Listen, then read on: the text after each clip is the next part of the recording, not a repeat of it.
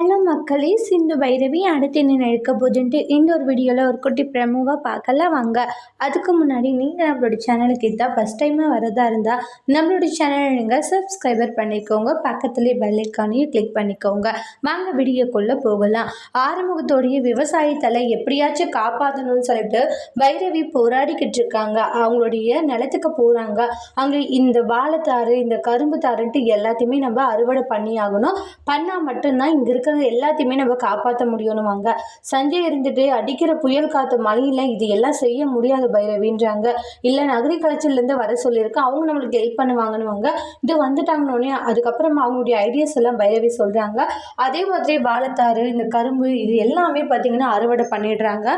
பைரவி தனி ஆளாக நின்று அந்த அளவுக்கு ஆறுமுகத்துக்கு உதவி பண்ணும், இது எதுவுமே நஷ்டம் ஆகக்கூடாதுன்றதுனால அந்த அளவுக்கு எஃபர்ட் பண்ணிட்டு இருக்காங்க.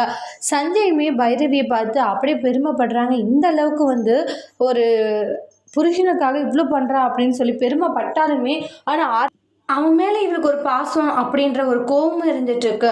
ஆறுமுகத்தோடைய அந்த அளவுக்கு இருக்க வேண்டிய அந்த நஷ்டத்தை இந்த அளவுக்கு காப்பாற்றி கொண்டு வந்துட்டாங்க நம்மளுடைய பைரவி. இந்த விஷயம் தெரிய வந்தால் பைரவிக்கு ஆறுமுகம் என்ன செய்ய போகிறாங்கன்ட்டு வெயிட் பண்ணி பார்க்கலாம். தேங்க்யூ.